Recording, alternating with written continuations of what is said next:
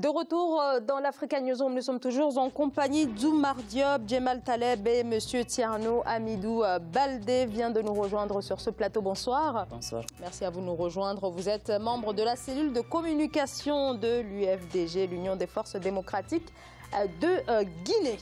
Alors juste avant la pause, nous parlions donc de cette adoption de la nouvelle constitution tchadienne. Monsieur Thierno Hamidou Baldé, vous comprenez, vous, le retrait d'une bonne majorité de l'opposition qui n'a pas pris part à ce vote-là de ce lundi? Oui, je comprends notamment le retrait de l'opposition et je salue notamment ce retrait-là. Il ne faut pas cautionner notamment un déni de démocratie parce que normalement, pour réviser une constitution, et surtout dans les points sacrés de la constitution, qui est l'alternance politique, la meilleure façon, c'est de consulter le peuple. Si la constitution n'a pas verrouillé, notamment ces articles liés au nombre et à la durée du mandat. Donc, ceci dit, au niveau du Tchad, il faut le regretter que le président tchadien, malgré les difficultés économiques de son pays, quand même, il a d'autres visées politiques qui révisaient la Constitution pour se maintenir au pouvoir. Parce que simplement, il devait finir son mandat en 2021, ce qui veut dire qu'en ce moment, il ne pouvait plus se représenter. Mais en adoptant une nouvelle Constitution, cela lui permet encore de continuer à rester au pouvoir. Et il n'y aura pas d'alternance politique dans ces conditions-là parce qu'il ne peut pas organiser les élections et les perdre au niveau du Tchad. Déjà, c'est un habitué de la fraude électorale. Donc, il se maintiendra encore au pouvoir jusqu'en 2033. Et contrairement notamment à dire qu'en 2033, il va quitter, tant qu'il n'y a pas encore un article même qui bloquerait et mettrait une intangibilité au niveau notamment de la durée et du nombre de mandats, il pourrait toujours notamment consulter encore ses députés pour une autre constitution afin de continuer. En fait, on voit M. Idriss Déby mourir au pouvoir. Il n'y a pas d'autre chose. Sinon, quand même, 10 ans de mandat, c'est largement suffisant pour quelqu'un. Il faut créer l'alternance. C'est la base notamment de l'harmonie et de la stabilité dans un pays. Oumar Diop. Alors, j'ai déjà souligné mes inquiétudes par rapport au projet de loi qui vient d'adopter. Mais je ne pense pas du tout que le fait de boycotter des élections ou à l'Assemblée, ce soit une bonne idée. On a l'habitude de voir ça partout en Afrique, même au Sénégal, en 2009, on avait boycotté des élections et ça a permis au pouvoir en place de se renforcer. On a l'habitude de faire ça, là, mais c'est une là, très un mauvaise référendum, chose. ce n'est pas une élection. Non, mais je peux bien comprendre, mais boycotter, ça n'a jamais apporté quelque chose. Moi, je pense qu'il faut aller beaucoup plus au contact des populations, essayer de même si l'issue était déjà jouée d'avance. Même si l'issue était déjà donnée d'avance, ce n'est pas du tout crédible du côté de l'opposition de boycotter des élections ou de boycotter des votes de loi. Un référendum parlementaire, l'opposition, pour manifester son désaccord, peut ne pas venir au Parlement. Et mais boycotter, ça n'a jamais été une solution. Alors, le boycott en soi, c'est déjà un acte politique, Oumar Diop. C'est un acte politique, mais qui n'est pas du tout... qui vise à renforcer la personne pour laquelle vous avez boycotté. Pas forcément. C'est en vous, peut-être. Absolument. Djemal Taleb, sur ce retrait de l'opposition, ce boycott? C'est un choix. On peut le partager, on peut ne pas le partager. Monsieur à côté le partage, M. Diop ne le partage pas. Je considère toujours une leçon politique que j'apprends du président Abdoulaye Wade. Tout ce que vous pouvez prendre, prenez-le et demandez plus. Je considère que la tactique électorale, la tactique politique qui a été la sienne a toujours été bonne et elle a été payante d'ailleurs. En revanche, il y a... Clarifiez votre position sur Abdoulaye Wade.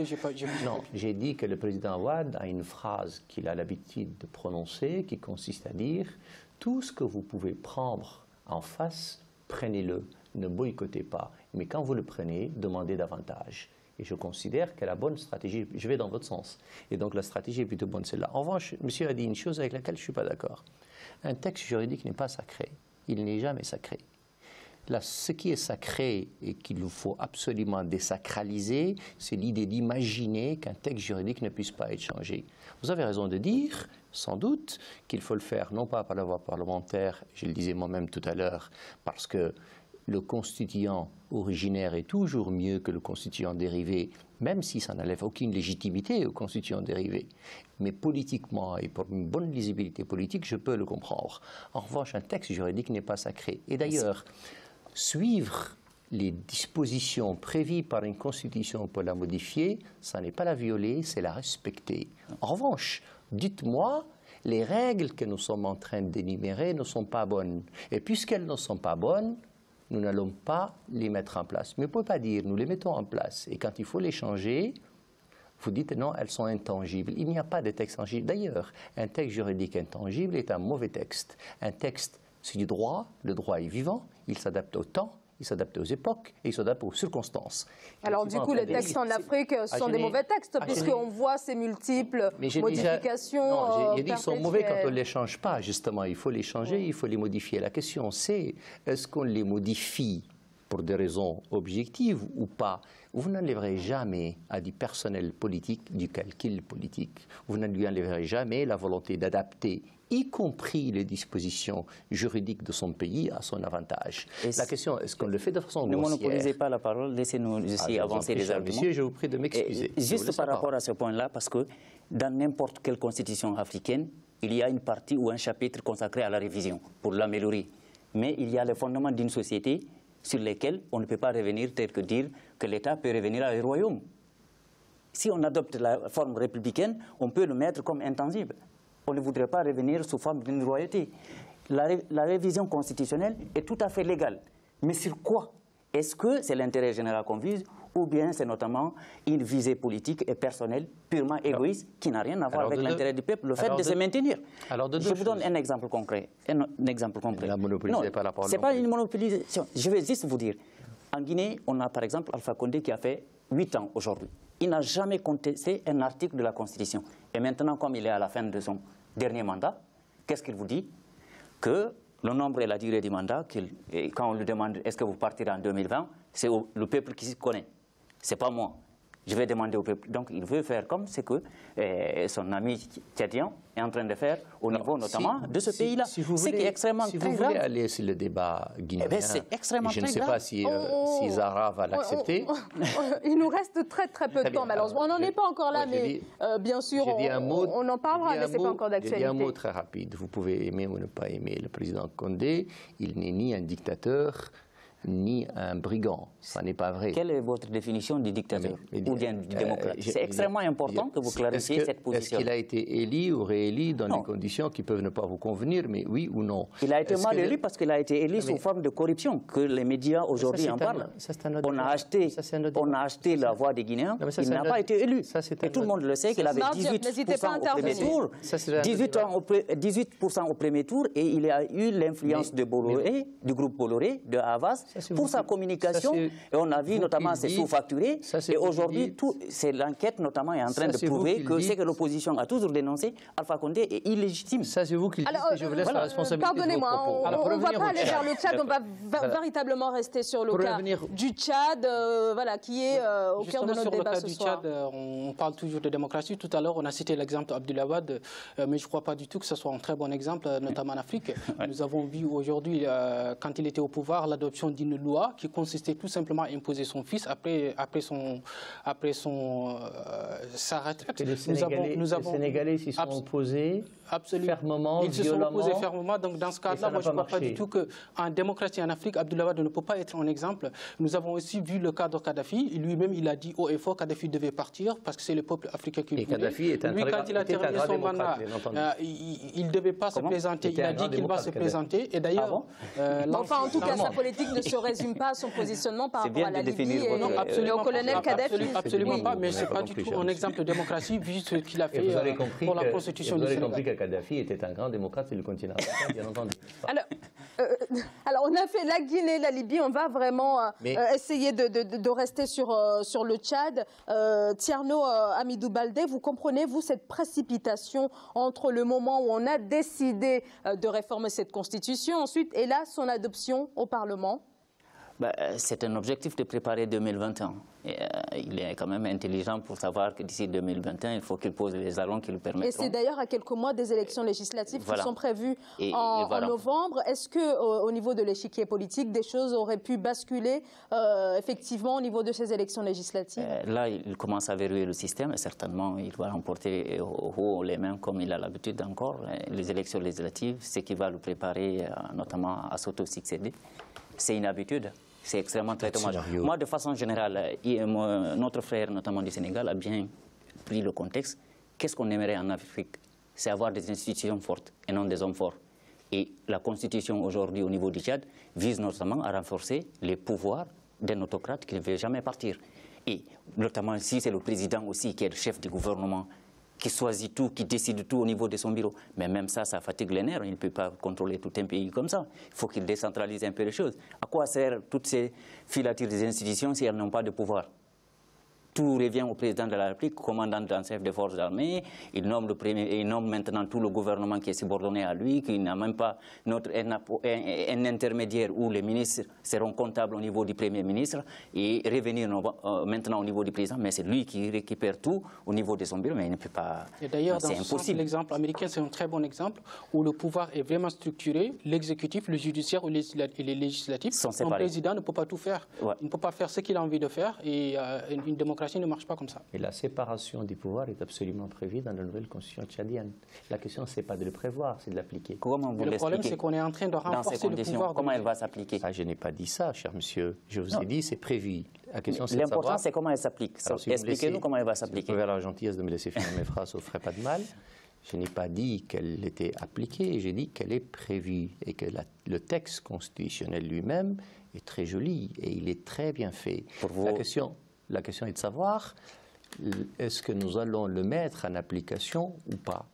La question est de savoir, est-ce que les ressorts de la société tchadienne permettent ou non de fonctionner comme la société américaine? Ça, c'est un débat très long que nous n'allons pas trancher ici. Ce que nous pouvons trancher, c'est encore une fois pas l'intention du président Idriss Déby. À la limite, on s'en moque. Ce qui est important, c'est qu'est-ce que les Tchadiens eux-mêmes sont capables de développer comme contre-pouvoir, soit en respectant les règles institutionnelles, soit pas le faire en rapport de force. Vous savez, c'est difficile de dire, nous allons verrouiller le système pour que celui que nous n'aimons pas parte. La meilleure manière de le faire, c'est de faire en sorte que le pays regorge de richesses, de ressources, et que ces ressources-là soient mises en application pour que le contre-pouvoir s'exprime convenablement. Tierno, vous êtes assez sceptique. Je pense que vous faites un peu plus de théorie et nous, on demandait l'application pratique notamment de cette Constitution. C'est ce qui allait nous permettre notamment de savoir, oui ou non, la démocratie au niveau du Tchad. Pour nous, vous accusez aujourd'hui l'opposition. J'aurais aimé que vous accusiez que l'opposition peut être armée. Mais comment je vous ai entendu, vous avez dit tout de suite aussi que l'opposition devrait trouver une stratégie pour venir au pouvoir. Je n'ai pas parlé de l'opposition une seule seconde, cher monsieur. Mais si vous avez parlé, ceux qui écoutent l'émission, on a entendu plusieurs fois l'opposition est armée. Vous avez entendu même parler. Non, il s'agissait de démontrer que l'opposition tchadienne est active. Je n'ai pas dit ça une seule seconde. Moi, ce que je voulais dire dans ces conditions-là, c'est-à-dire que l'opposition soit très active ou utilise d'autres méthodes. Quand vous avez aujourd'hui un homme qui est président pendant 5 mandats, ça ne lui suffit pas. Il vise maintenant 7. Et peut-être au-delà de 7. Mais à quoi servirait notamment d'avoir une opposition ou à quoi servirait des élections si c'est la même personne qui sera au pouvoir? Mais vaut mieux d'économiser l'argent pour ne pas organiser des élections. Comme ça, c'est un royaume au niveau du Tchad. Il reste là jusqu'à la fin de sa vie. L'argent qu'on utilise pour dépenser, organiser une mascarade électorale, on l'utilise pour faire des dépenses pour la santé, pour le bien-être de la population. Donc finalement, vous dénoncez un semblant de république, si je comprends bien. Je vous laisse la parole, Oumar Diop. Écoutez, moi je pense qu'effectivement que ça rejoint ce que je disais tout à l'heure au niveau du pouvoir qui sont très renforcés pour aller aux côtés du président. Mais justement, c'est moi qui parlais de l'opposition tout à l'heure. Moi, je pense que vous avez commis une erreur. Justement, je disais tout à l'heure qu'il ne suffit pas tout simplement de critiquer le président. Il faut proposer des programmes alternatifs qui sont crédibles, notamment sur les populations. Comment on va les juger ? C'est les élections libres et transparentes. Élections libres et transparentes. S'il n'y a pas d'élections libres et transparentes, on ne peut pas juger l'opposition de forte ou pas. C'est toujours posé en Afrique. Ça, je pense que c'est quelque chose qui est unanime. Mais ce n'est pas une raison de boycotter des élections ou de dire qu'on ne va rien faire. Parce que si on constate qu'il y a des problèmes et qu'on croise les bras, on ne fait rien. Et moi, je ne pense pas du tout que ça va arriver. Si vous étiez opposant au niveau du Tchad, et que vous, aujourd'hui, je pense que vous savez qu'en 2021, Idriss Déby sera encore réélu. Est-ce que vous allez, vous, dépenser des millions étant une opposition, vous prenez avec nos militants de l'argent aller à une élection dont vous savez, par exemple, les résultats sont connus à l'avance. Puisqu'il n'est pas opposant, il a le recul. Non, il a le recul. Pardon, laisse-moi finir. Puisqu'il n'est pas opposant, il a le recul de celui qui n'est pas opposant et qui n'est pas le jeu. Donc il a un regard de recul nécessaire. Je ne suis pas opposant, mais si j'étais opposant, je pense que je proposerais un programme crédible au peuple tchadien. Et vous allez partir aux élections, donc vous savez que le système est complètement verrouillé. Je pars aux élections avec un programme présidentiel et je ne fais pas comme certains opposants en Afrique qui partent aux élections sans programme présidentiel. Non, ils passent tout leur temps à accuser des chefs d'État qui sont le débat sur le projet de société des partis politiques, c'est un débat qui est ouvert. C'est à vous d'aller vers les partis politiques pour les poser des questions sur leur projet de société. Mais la meilleure façon notamment de savoir est-ce que la population a accepté le projet de société ou pas, c'est lorsqu'on organise des élections libres et transparentes et qu'on respecte la voix du peuple. Sinon, on ne peut pas mesurer est-ce que le peuple a accepté le projet ou pas. Au niveau du Congo, c'est une mascarade électorale. Au niveau de la Guinée, on a organisé les élections municipales, ça fait depuis février. Jusqu'à présent, les résultats définitifs ne sont pas sortis. On ne sait pas quand est-ce que les conseillers communaux seront installés parce que le pouvoir a fraudé des élections. À quoi serviraient des élections si on les fraude à chaque fois?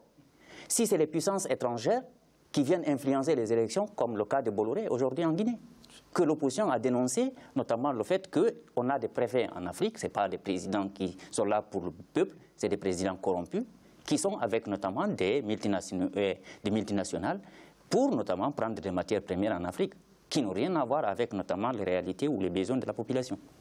Alors voilà donc ce que l'on pouvait dire ce soir sur cette adoption de la nouvelle constitution au Tchad. Le Tchad donc qui entre donc dans sa 4e république. On continuera d'en parler bien entendu dans nos prochaines émissions. On va marquer une courte pause. Restez avec nous, on se retrouve dans quelques instants. À tout de suite.